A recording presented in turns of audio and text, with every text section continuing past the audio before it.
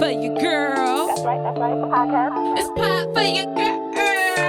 We got to go out. Pop for your girl. It's pop for your girl. Hey, what's up, you guys? It's your girl, Nwugochi Lewis here, and welcome to Pod For Yah Girl. I have an amazing, phenomenal guest with me on today. I got my sis, Miss Cierra Fly Bobo, in the building with me. What's up, sis? What's up, y'all? Listen, I'm so honored to be here today. Thank you for having me. We about to go in. We're about to go in. Yeah, it's gonna I'm be excited. amazing. Listen, y'all, I am super excited. I might even be fangirling. That's what it might be. Oh my God. I might be fangirling because I'm so excited that you are here. I'm so honored. Like, by the way, congratulations on your show, your podcast. I definitely have been like following, double tapping, subscribing, all the things, and watching. And so just know that I'm proud of you to see you doing your thing. Yeah. Here. Thank you. Thank you, sis. Thank you. Listen, I want to really properly introduce you. I got to tell the good people all the things that you have done for society, for the community. So let's get into that. Listen, my sis Fly, she is the founder of Fly Life Inc., where she has mentored over 10,000 girls. Listen, that's big, y'all. That's big. And we're going to get into that in just a second. But also, she is an entrepreneur and a fashion designer, where she is the creator of the June Marie brand, which y'all gotta go check that out. We talking about that too. Also, she is the former artist formerly known as Fly Music. Yeah, back in the day. When I was young. She did a little bit of singing and rapping, right? Or was it just rapping? No singing. Oh God, my family would bust out laughing right now. You say singing. I don't know why I felt like you was giving like Lauryn Hill, like the Lauryn Hill. I vibe. was Lauryn Hill, but I had background singers that was doing the doo-wops. Okay. And I was just rapping the verses.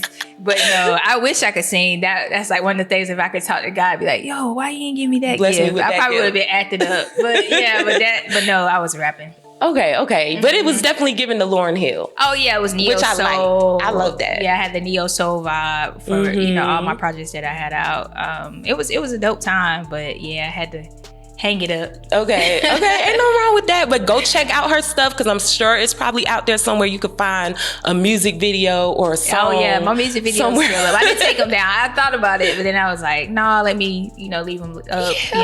Leave them up so we could see the, transitions and all the good things. Listen, she is also an author of 4 books, so y'all gotta go look that up. Look up her books. She got a website. We're gonna drop it in the links down below so you can check out her books and all the good things. And also, last but not least, she is a certified nonviolence 365 trainer at the King Center, which that is phenomenal, sis. Yeah. I'm honored to do that. But it's not hard to do, because when I learned Dr. King's philosophy, which is, I would say, probably my strength is as a trainer, is understanding his philosophy and methodology and helping everyday people understand it and be able to apply it to their everyday life. But when I applied it to my life and I constantly and continuously applied it to my life, I get results. So that's something that I do that is easy to do because I'm a fan of the actual product. Look at that. Yeah. Man, I love that. So we're going to dive into that a little bit in the Patch Your Weave segment when we get into like our, breaking stereotypes, because I really want to hear how his philosophy and methodology like helps to overcome, break down systems and structures and stuff like that. So we're going to tap into, the wisdom that you have been actually trained. We got a certified trainer with us. So we're going to tap into the training and all of those things. But first, y'all, let's dive into her journey as Cierra Fly Bobo. Yes. I want to talk about Fly Life Inc. and what actually motivated you to become a mentor, and just, what that journey was like, what the process was like. How did you go from starting off mentoring maybe like 1 or 2 girls to like tens of thousands? Like, how was that journey? Man, really you have to start back in my story. Just growing up in College Park, Georgia. I tell this all the time. And my parents have, granted me the ability to tell this freely, and not dishonor them. But, my mom had me at 16 and my dad, unfortunately, earlier in my life got addicted to drugs. And so that created a dynamic in me, you know, because I grew up around, and this is how the philosophy will tie in later, but I grew up around, you know, violence in the community I was from, and also in my family. Like, because of my dad's addiction, I witnessed him and my mom fight. You know, I witnessed, you know, my mom defend me because my dad, was, seeking a high or whatever, whatnot. And so I saw violence very early on. We're talking like early toddler years. I saw violence. And so that shaped a lot of things in me. And then when my mom was like, hey, I got to get my daughter out of this scenario. She divorced my dad when I was around like 3 or 4 years old. And so, because they ended up getting married once they were of age, and then she divorced him quick. You know, she's like, I can't have my child in these type of environments. And so, but that did something to me, and then my dad's journey with drugs continued, which left him being absent a lot of times when I wanted his presence. And so that started a whole thing within me of what you would say from a traumatic standpoint, feeling rejected, feeling like, now I understand as an adult, but as a kid, I felt like he chose drugs over me. And then also that abandonment of like father. And so that's when my grandfather, really stepped in and helped raise me in those years. And so, but yeah, that going through that translated into me doing things early as a young kid, getting in trouble, having some insecurities, not feeling enough, because you don't have that father to confirm what God has already said about you. And so that's so important to have that male figure, especially early on, to add that confirmation to what God has already, or that, the affirmation of what God has already confirmed about you. And so it just, not having that, I struggled a lot of years with rejection and insecurities. And so it just led to me getting in trouble, fighting all the time, thinking violence was a way to solve conflict, thinking being mean to people was a way to boost up myself. And so I went through that journey. And then, the first step of change for me was watching my mom give her life to Christ. And my grandparents did, and my mom did. And then seeing God really do something in them, and they weren't as violent anymore. I said, oh, Jesus is real. Because my mom didn't play no games, but you still don't want to try her too much today. Listen. But there's levels. She's come a long, long way. And when I saw it working in her, I was like, oh, okay, Jesus is real. So let me try him out. And then he came in and really began to do a work in me to remind me, or to tell me and introduce to me that I was great and that he created me for greatness. And it's still been a struggle because, life hits you and then you'll question that again. But that I got saved as a teenager. And so that really started this whole path of like, okay. And when I remember when I got saved, and I say all this to answer your question. When I got saved as a teenager at my church, shout out to World Changers on the South Side, College Park. But team ministry back then, we was lit. But the one thing about it is we had some really powerful leaders. And so I remember sitting in there one day as a teenager, and God showed me that I would reach young people. And so I got the call as a teenager. And so he told me I would reach young people, that he would use me for that. And I surrendered to it. And I was like, okay, God. And this is me as a young person. So, so I was like, okay, God, I don't know how this is going to fit.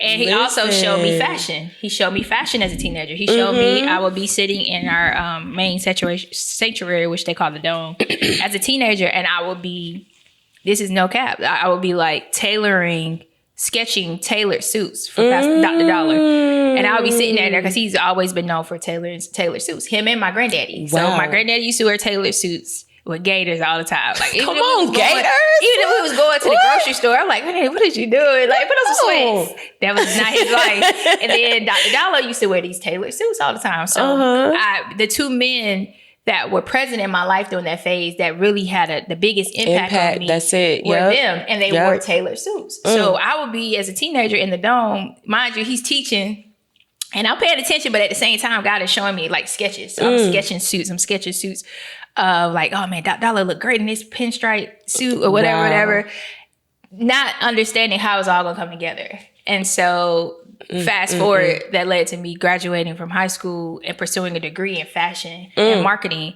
And so I have 2 degrees in fashion and marketing. But, Come on, so that's where that led from just hearing the call of God on my life, like young people and fashion. So I was like, okay, cool.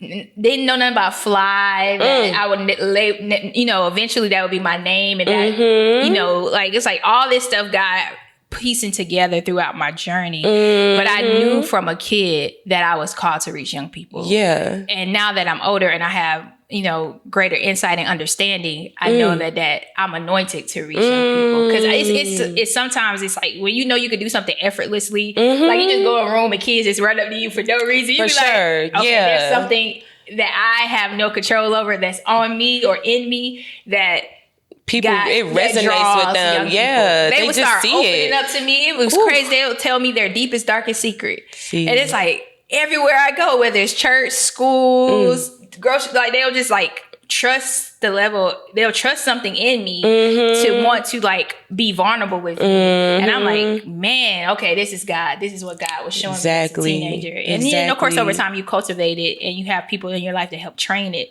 Yes. But yeah, to answer your question, I knew early that I was supposed to be doing what I'm doing now with Fly Life. Man, that's beautiful. Like, I kid you not, Mike and I literally had a conversation this morning about like, we were just going back to like our younger days and like how God like spoke to us like in our younger days on like the things that he wanted us to do and how we're like walking into those things, but it's not easy because the thing is, it's like when you get things young, there's so many different things that come at you like throughout the course of your life that tries to create limiting beliefs that make you say like, oh, nah, it's not possible. God, I know you showed me that, but because this just happened, that what you showed me at 8, facts. That's not possible. Like, I can't do that.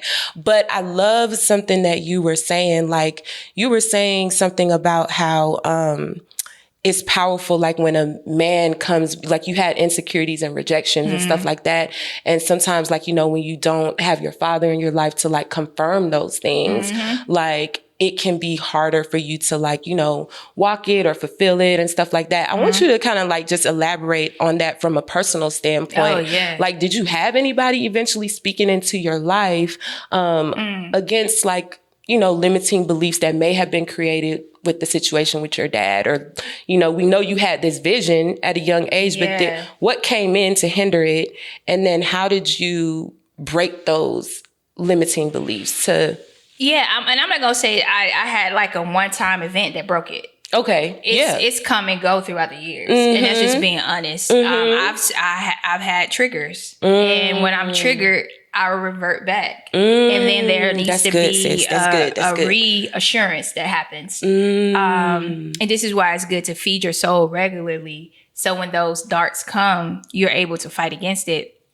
But one of the main 2 people again was my grandfather and Dr. Dollar. And I've never had a personal relationship with Dr. Dollar, but his words, I started there in the 90s and as a young girl. And so his teachings just taught me that having a relationship with God just didn't mean I was avoiding hell. Having a relationship with God mean I had access to heaven on earth. Come on, so he taught me that very early. He taught me the importance of walking in excellence, integrity, character, walking in love, understanding your value, that I didn't have to lower my standards, because when I gave my life to Christ as a teenager, that's when I kind of like committed to a life of abstinence and and that journey hasn't been easy, because that journey, which people don't talk about this a lot, because I know a lot of podcasts talk about abstinence or should you wait or should you not wait for sex to marriage, all the things. But people don't understand the level of rejection that comes with your vows to be abstinent. You know what I mean? Because... better say that. People will be like, oh, you seem like a nice girl or someone that people would desire.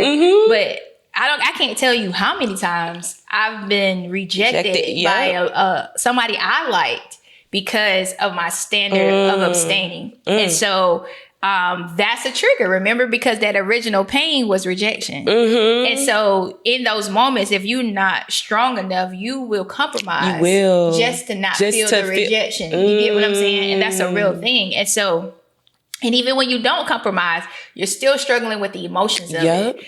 And so my grandfather, he told me this one time, and I needed to hear this from my grandfather and from my blood. And he basically told me, he said, you are a prize. Oh, you are a prize. Yeah. And that, you know, I'm trying to not get emotional because my granddad just passed, but I sit in that, his words. This was probably 15, 20 years ago he told me this, but I still remember it. Him just telling me, you are a prize. Man. Don't allow anybody to treat you less than that. You get what I mean? Yes. That was that boost of yes, like, girl. Okay.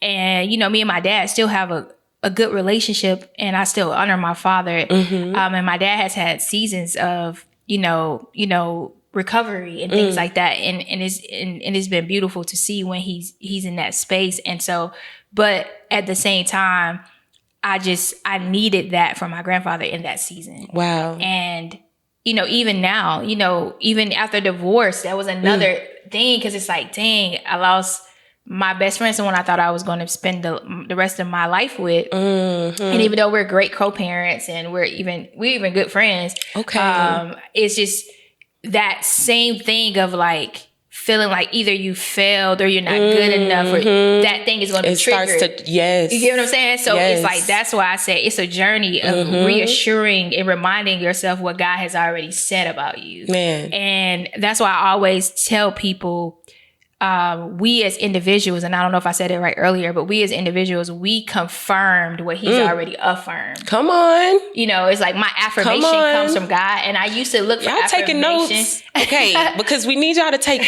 the notes. Okay, all right. But that was after my divorce, God gave me that revelation. He was like, you're looking for affirmation from everybody, but I can only affirm you. For sure. Everybody can confirm what I've already affirmed. Listen. So you got to get in alignment with what I say about you. And that has to be my constant thing. When those triggers come, when those darts come, when you like a guy, he's like, oh, but you ain't sleeping around, so I can't be with you. That hurts because it's like, dang, I really liked him, but dang, is it like that?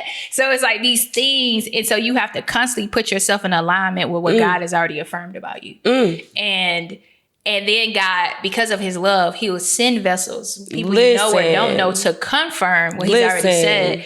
And so my grandfather was that confirmation. Dr. Dollar from a distance was that confirmation for me. And even his wife, Pastor Taffy, who has now kind of been more in recent time, more so of a mentor to me and more hands-on. But I've been surrounded by a lot of powerful women too. So I know that I don't think I think that matters too. And For different sure. seasons Who in you my surround life. yourself with, and the people who come around you, they help to like, I don't know if they're trying to like elevate you on purpose. Yeah. But it just naturally happens. The residue from them. It just, Yes. Like even if they're not like sitting down with you having these coaching sessions. For sure. Per se. It's just I always tell God, I say, God, you've really blessed me to be around some really dope women. Like even if I think about like just women I have access to that are older than me. For sure. In my phone, I'll be like, man, this is pretty cool. Like a lot of people want this kind of access, and I'm a text away from a question or, hey, how do you feel about this? What's your thoughts on this? And I don't take that lightly. That's why I'm really big on honoring people, no matter if they're in your life for just a small season or if it's for a lifetime. But I've been really blessed to have a lot of women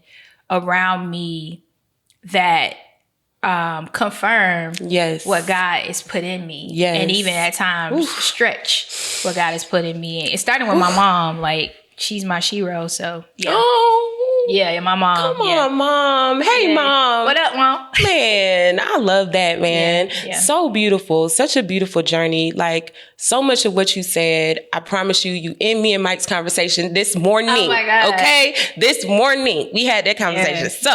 It was meant for us to record this on today. So I want to talk about June Marie brand a little bit. Okay. I know it's all about storytelling through style, right? Like, you have, like, notes of your grandmother? June is my birth month. And Marie represents my mom, which is Maria. Okay. Her name is Maria with an A, but we was trying to cut the syllable so the name could roll. So I was like, well, Mom, you okay if I just branding put behind it. June Marie versus June Maria? And she was like, yeah, but she was just honored. So June is when I was born, and it was just really with God giving me the vision for fashion as a kid. It was like, but I didn't launch it until 2020. I remember when you launched it. Oh, you got to tell the people now. Okay, so you had the vision when you were a teen, right? Yeah. And now you launched the business, June Marie brand, in 2020. In my 30s. Yes. So that and then just now, show you the gap. That just show you the gap of in between, like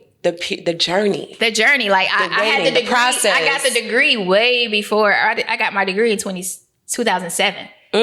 2007 is when I had the degree, but I didn't launch it for another 13 years. And so, listen, but God's will still, it wasn't time. Like the music came before that, Fly Life came before that. It was a lot of things that happened before the launching of the clothing. And, but it was time. It was a season for it. But yeah, that's where the name comes from. And I launched it on Father's Day. Wow. So it was my way of saying to my parents, you know, a lot of times we like to, even though I think my parents are the mom. A lot of times we like to praise people with these great quote unquote worldly accolades that you can say my mom won a Grammy, Oscar, whatever, and that's all great. But to me, my parents are just as like on that same level. And so even with my dad struggling with addiction, even with my mom being a teen mom, I had to show them that to me, y'all are the cream of the crop, like because y'all overcame.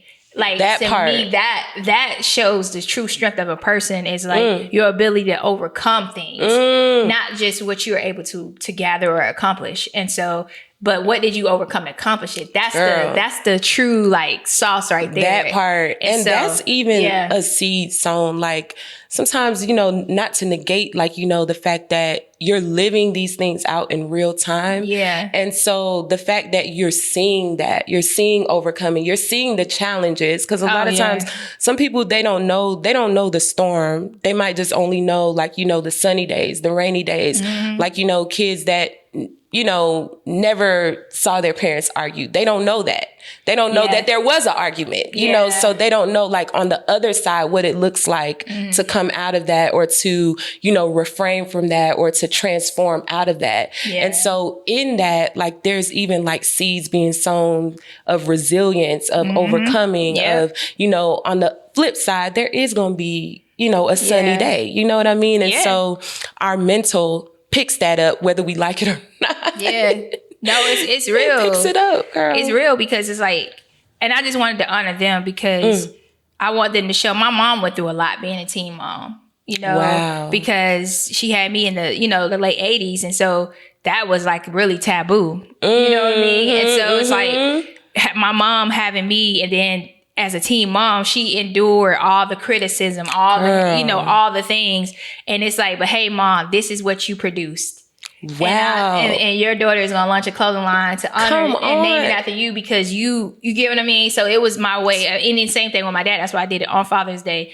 And so it was just me saying, hey, yeah, I know y'all. I love that. But look at the fruit. Yes. You know what I'm saying? For sure. It was kind of like one of those things to honor them. But yeah, June Marie we've been blessed to dress a lot of influencers and celebrities. Yes, go there. Because the vision came to pass, right? Yeah, like you're sketching, and now I want you to tell us, like, who have you dressed so that people could know? My sister, she be dressing some folks now. Yeah, no, it's been pretty cool. And I feel like it's still the beginning. Like, you know, I'm in a coaching incubator right now with a major corporation that's helped me scale my business, because I know it's something there, but because I have multiple businesses, sometimes you can be like, but we've been blessed even so far to, to dress, of course, one of my mentors, Dr. Bernice King, who's been one of our most consistent clients, who wears our quote all the time, impact over fame. Like she wears that quote everywhere. She shouts me out, and I'm so grateful. I've made her like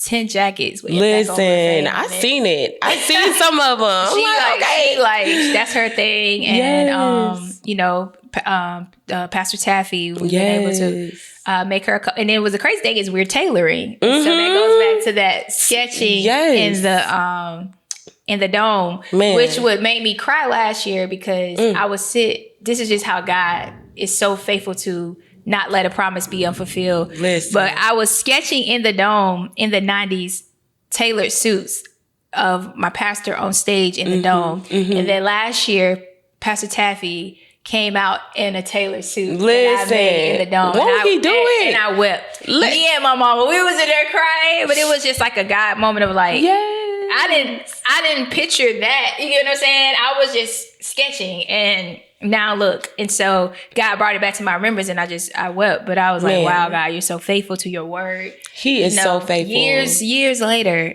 but you're still faithful. But yeah, Pinky Cole of Slutty Vegan, we made her some pieces. Man. Rashawn Ali, who's a personality and actress. Music Soul Child, so it's and some other people, and Dr. Dee Freeman, who I love. I love Dr. Dee. But yeah, so it's just, people, influencers in the church, influencers in the social spaces, influencers in the entrepreneurs, music. Yeah. But that was my vision, to dress influencers and celebrities and allow them to do what they do more free. Girl, I see you out here now. You doing it. You doing it, sis. And I feel like I'm like at the very, I still feel like I'm at the There's bottom. more. Yeah. For sure there's more, man. Like so he's I'm hungry. I'm hungry. Man, but your obedience, man, and not allowing limiting beliefs, not allowing what you went through, what you've been through, all the obstacles that could have came up. You could have given up at any time, but then those 10,000s of girls wouldn't have been touched. Then, the brand, Jew Marie brand wouldn't be here, you wouldn't be able to touch all of these spaces, these industries, just through your passion, your fashion, through what God has put on the inside of you. Yeah. But that is so amazing, sis. And so today we truly at For Yah Girl just want to give you the go girl of our episode. You are this episode's go girl. And we say go girl. We do not say that lightly. Okay. We are saying we are rooting for you to continue to go, to continue to grow, to continue to push past all of the obstacles, all of the things that may try to come in and hindering you. That won't even, it ain't even gonna work. Cause we pushing behind you too. We saying go girl, keep on doing everything. Okay. Not just, thank you. Some things, but everything. Thank you. Everything. I appreciate that. Yes. So she our go girl. Y'all shout her out. Drop in the comments. Go girl. Go fly. We love you. You doing it big. Continue to do it. Okay.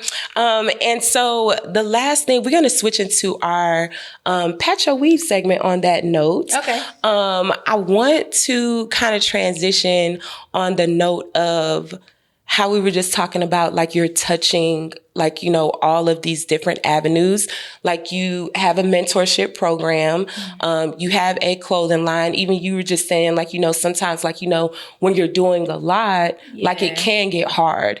Yeah. And we're today for the Patch Your Weave segment, we're actually going to go into a narrative of the strong Black woman. Okay. Yeah. We're going to talk about that. We're going to dissect it a little bit, because sometimes when you get in those spaces and when you're, doing a lot, this role or this, robe, we're going to call it a robe or a cape. It just gets put on you that you are this strong Black woman, and you're just overcoming and just, doing the things effortlessly. But let's talk about it and dissect it and see where it really comes from, and actually get down to the nitty gritty and talk about the hard things that everybody may not know about, the stigma that comes with being the strong Black woman. Because we know we can be the strong Black woman in y'all face, you know, but what does it look like behind closed doors? Yeah, that's good.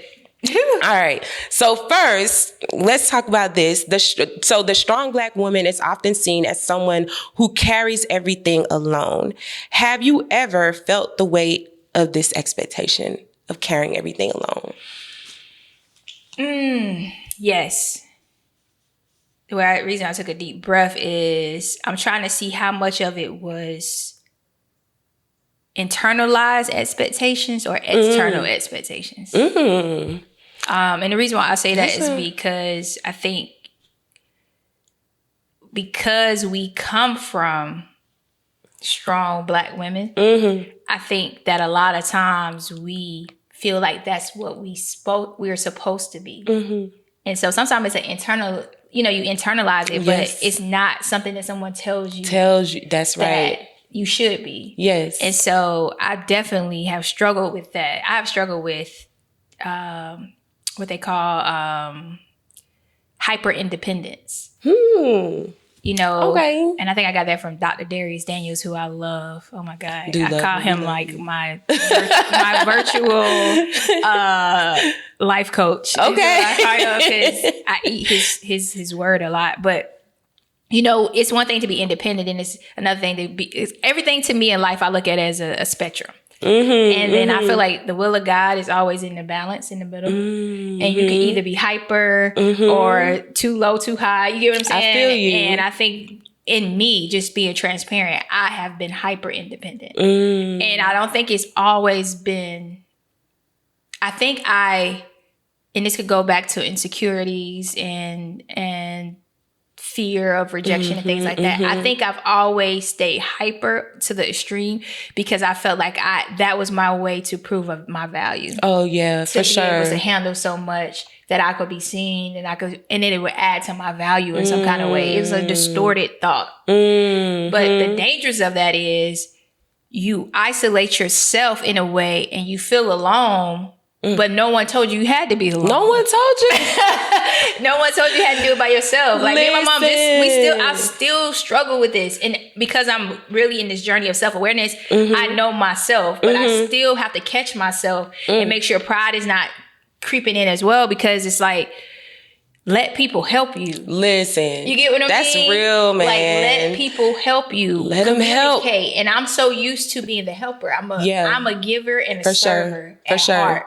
I want to put my whole team on. Yeah. I want to pay everybody. Like, that's my heart. You know what I mean? But when I'm low, I don't communicate. I just go and try to do a million things at a time. Girl. And, and so I had to learn that you got to get back to that middle. There's nothing wrong with not being totally dependent on people. That's the other side. You get what I'm saying? Yes. But being in that balance of understanding it's a community that helps us to all thrive. And we're in relationship for a reason. And God created a relationship for a reason. Because if Adam was supposed to be hyper independent, he wouldn't have made Eve. So it's like we need each other. We all have a piece of something. You get what I mean? We need each other. As long as there's not, as long as there's a give and exchange system happening, it's healthy. It only gets unhealthy when you're only the person giving and no one is giving back to you. Then that's when you get again out of balance. Girl. And it becomes an imbalance. So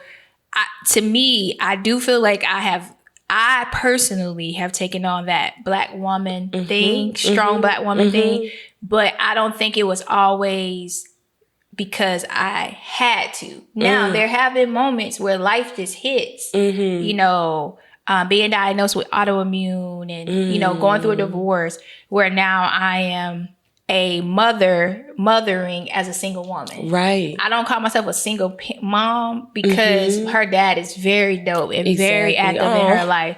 Come on, Dad. He really is. He is an amazing father.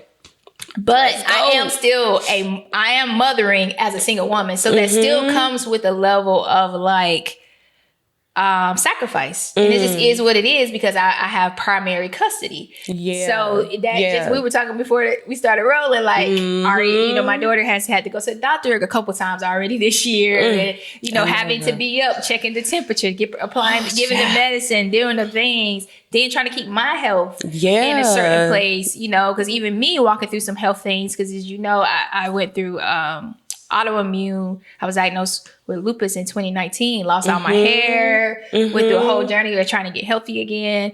And so I have to minimize my stress because stress is a trigger for autoimmune. Yeah. And so you would then your immune system will begin to eat away at your healthy stuff.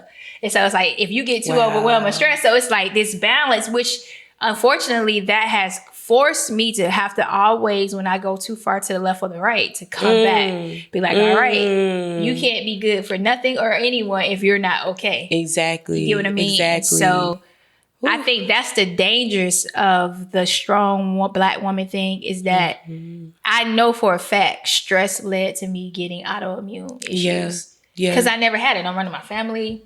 I don't smoke. I don't have any like crazy like lifestyle. Yeah, for that to just show up. But I was under a extreme emotional and financial stress when I got sick. And so the stress will allow things to try to manifest in your body. And so I am on the whole balance, whole girl, Black girl tip. Like I don't want to just be strong. I do want to have endurance. I like that. Because storms gonna come. For sure. So you gotta have endurance. You can't be weak and wimpy. Yeah. But I want to know how to lean on God, trust in God, tap into my resources. Come on. And move out of that place of rest and not moving out of place of like, I got to do this all by myself. Because this is why Black women also lead in health issues as far as the heart. The heart, because we just carrying too much. Ooh, my sis, she giving y'all some gems now. It's just real. So it's like, we gotta live long and strong. For sure. So don't be being hyper independent and now you getting sick and now you're not here to raise your grandkids.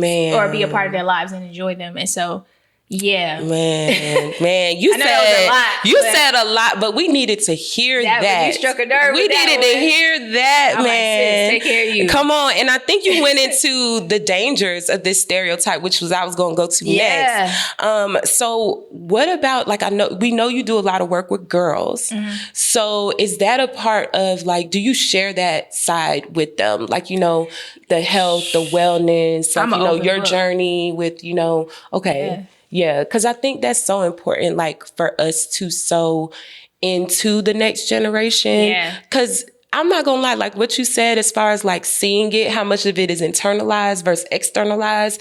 Like, I saw my mom being strong, but she was strong through the aspect of like prayer, like prayer warrior. Like, so I'm like, okay, so this is a strong Black woman. Like, we pray. Like, when something goes wrong, we get down on our knees, we pray. That's actually a dope example of a strong Black woman. Because it's giving it back to God. Yes. You know what I'm saying? For the Bible talks sure. about in Philippians, cast your cares on me because I care for you. But a lot of strong Black woman stereotypes is you take it on, you carry all these things. Yes. But what I'm saying is medically and scientifically, it's manifesting into women getting these diseases and health issues and heart issues and autoimmune diseases that's often being pushed by stress and being overwhelmed. And God did not make us, that's why the whole soft life era is a trend right now. Yeah, because women are saying like, hold up, I want to sit back a little bit. And we're supposed to in certain degrees. Like, we supposed to enjoy that. I don't carry the burdens of my cares on me. Yes. Am I lazy? No. Am I inactive? No. Yeah, I have a depending on your lifestyle or how your household is set up, I may work. I may even be a mom and a wife. However, I understand balance of me time, for self-care, sure. And it's not just the external, because that matters too, but also the internal. I fill my cup regularly. I'm around environments that pour into me. Yes. Like, I had to reevaluate some things recently. Like, I'm around a lot of environments that either drain me or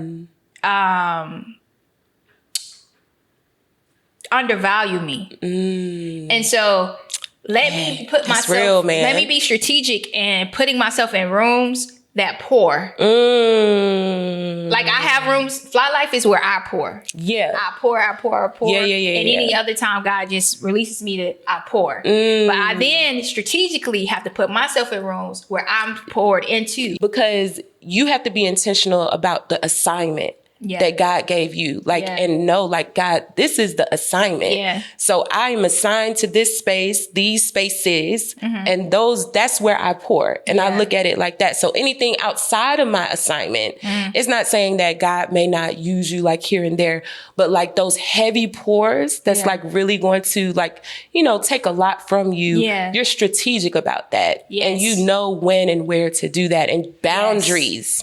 Boundaries. You set your boundaries. And grace. Boundaries and grace. Because I think we don't talk about the grace part of it a lot either. Because there may be a season where a person has to put up boundaries. And if you're in covenant with them, relationship with them, business partners with them, however the dynamic may look, you got to extend grace for that person to extend their boundaries. For sure. And I think because a lot of times we get offended and we can't, and God has been showing me like, you can't get offended by other people's boundaries that you love. Because when you love them, you want the best for them. You get what I'm saying? Yes. And that's okay. You got to extend that grace. Like, I get it. And we have to be, just as much as we want grace extended to us, when we have our boundaries, we have to give it. For sure. And that's the accountability piece that God was like, even talking to me about, like, give grace. Let me make sure they're okay in all your relationships. And so I think, but yes, it is so important to position yourself. You get what I'm saying? Position yourself to where you're not pouring from an empty cup. Again, by the time I got the diagnosis, I was empty. I had nothing. I was negative. I wasn't even empty. I was negative. And when my life was on the line, I was sick and I had no hair on my head and I had all these things happening to my body and they didn't know if I could have kids. It was crazy. I was like, okay, God, I had to come to Jesus meeting and he showed me where the stress was, how it got there, how to reverse it, how to allow him to come and heal me, but not just heal my body, but heal the mindset that led to the sickness. For sure. So it's like, it was a whole journey. Mindset. Yes. You get what I'm saying? It was a whole journey. And so, I understand it now. Is it easy? I have days where I tipped a little bit to the left or right. Yes. But I understand the value of the middle. And so I get back to that middle as quick as possible because I understand my literal life is on the line. Ooh, girl. Because you got to understand about the enemy. People want to be like, devil, the devil, the devil. He only needs a door. That we're not stewarding well to come in and try to attack.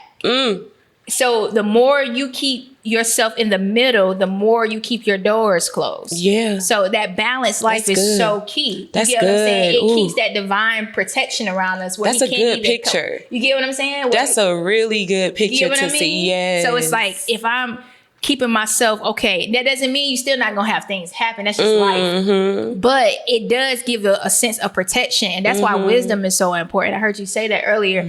I study Proverbs a lot every year of my life because wisdom keeps you in that middle.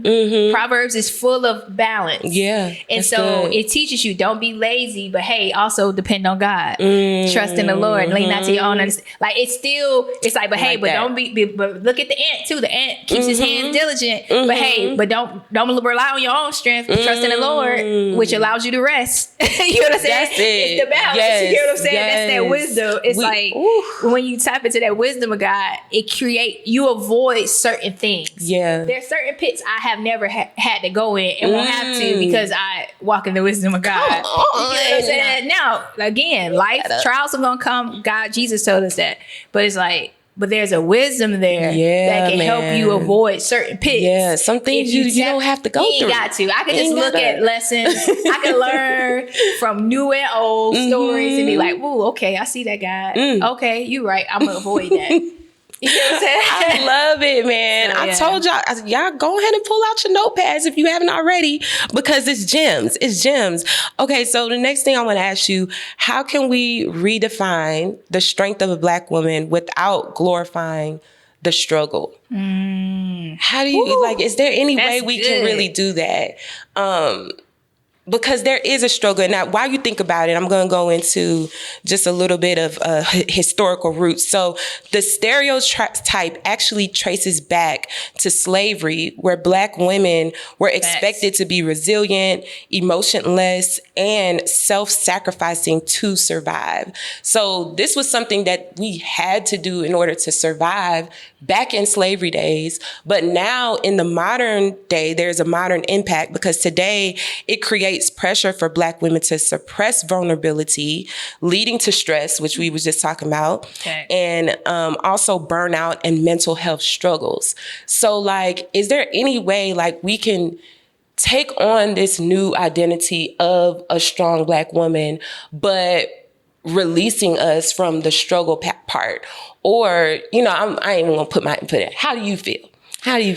I think doing what you're doing now is a great start. I know a lot of people complain about podcast, content. But what a lot of this content has done is cause people that haven't been exposed to truth and wisdom to get exposed to truth and wisdom. Aww. And so I think us championing the, I'm proud of you for taking care of yourself. I'm proud of you for, saying you needed a moment. I'm proud of you for getting that cry out.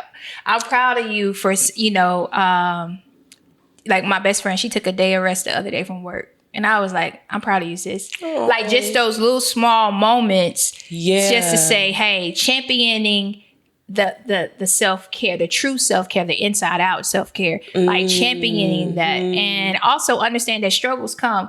And we do have the fruits of the spirit, which is long suffering and all these things and patience that we could tap into in those moments. But again, like what you said about your mom was so dope. You saw your mom release that thing back to God through prayer. So it's like understanding that life is gonna happen. It's like a filter system. You get the junk of life, you filter it back to God. Come on. And you take care of you. Because at the end of the day, filter system. You know what I'm saying? You filtering out the trials of life.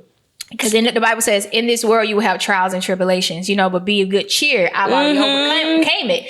So if he overcame it, why am I carrying it? So it's a filter system. So it's like when the trial of life comes, I filter out it by just giving it back to God, and then I go back flowing in my clean water. Yeah. Because it's like, let me hurt. It's like hot potato. Like, I'm gonna get this to you quick. I'm gonna get this off me quick because I can't carry it. Because the more I carry it, the more it breaks me down. Because I wasn't created to carry. Man, I was created to release. Man, so that kind of thing. Like if I release it back to God, He has the capability of taking care of. He already took care of it. He already took care of it. So you just getting it off of you. But what we do is we sit here with all these potatoes all over us. Yes. And they hot and they burning us slowly. And we're dying slowly. And it's like, man, girl, there's strength in humility. And humility is releasing it. Come on. And saying, God, I'm humble. I will humble myself to do what you told me to do, which is to release. That's true humility. So it's like, that's the strength. It takes a lot of strength to be humble. It don't take no strength to be prideful. That's it. I know when I'm in my pride. I'm in pride.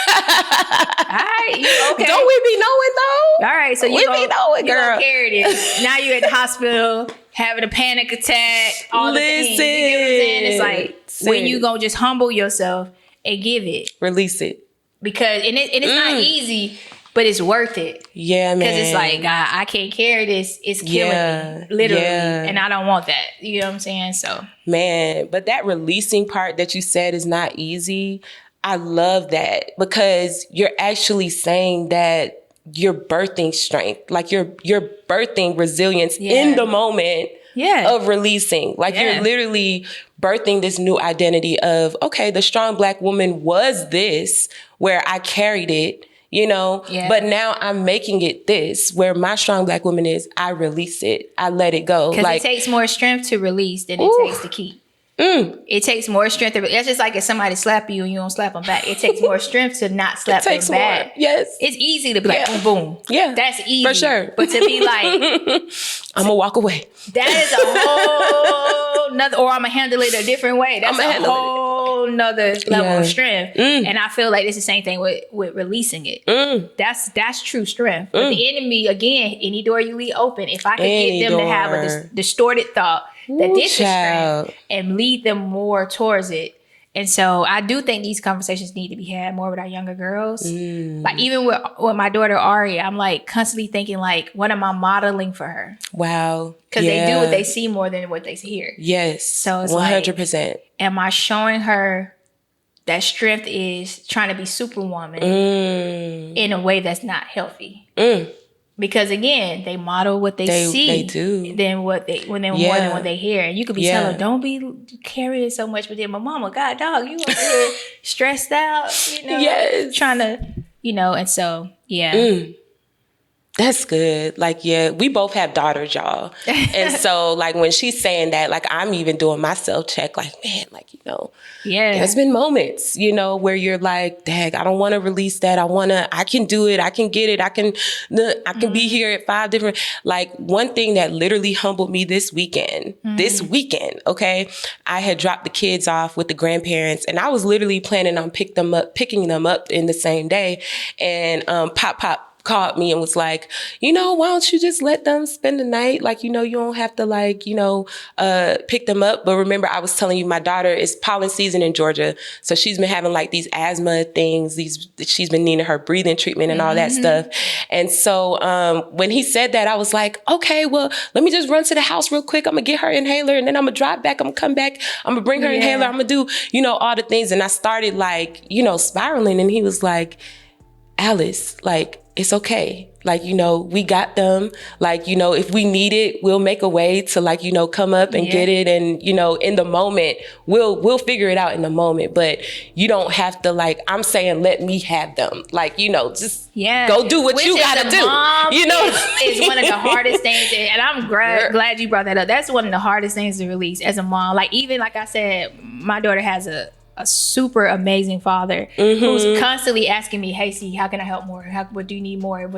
Like, he's constantly like that. And I when she's sick, I'll be calling every 5 minutes, hey, did she need this? Hey, this is this. I walk him through the thing. Everything, and I have to step catch by step. myself. And I was like, he's a very hands-on, very intuitive, great father. What are you doing? Go sit down. Listen, you know what I'm saying? And take the moment. Take the moment. And so, like I said, this is not something I've mastered at all, but it is something I'm aware. Self-awareness, it leads to transformation and change. And you first got to know yourself and understand the solution for it so that you can get to the result you need. And so I'm walking this thing out just like you, because I know when Ari's sick, I'm like wanting her at my hip, and sometimes it's like, no, but let someone come in and help. So you're not doing all of that maintenance for a toddler by yourself. You know what I mean? And she was good. And she didn't even have no, like, I was just like, it was in my head, but no, like, that's so beautiful. Like, I love that. So I love, if y'all could take away anything from what my sis said, as far as like redefining the stereotype of a strong Black woman, that filtration that you did, like, it comes in, but then we give it right back to God. Or the hot potato, when you said, like, how quick can you give it back to God? Those two things. Take that, y'all. How could let it live in your spirit, okay? And if you don't know how to do it, like, he challenged me the other day about something financially, and he was like, you don't think I can handle that? And I was like, oh, God. Nah. Self-awareness though. Now he's like, I didn't. So it's like being honest with him. He already know you don't. Being honest with him, but also saying, God, help me to be able to. So same thing with this. God, help me to be able to cast my cares better.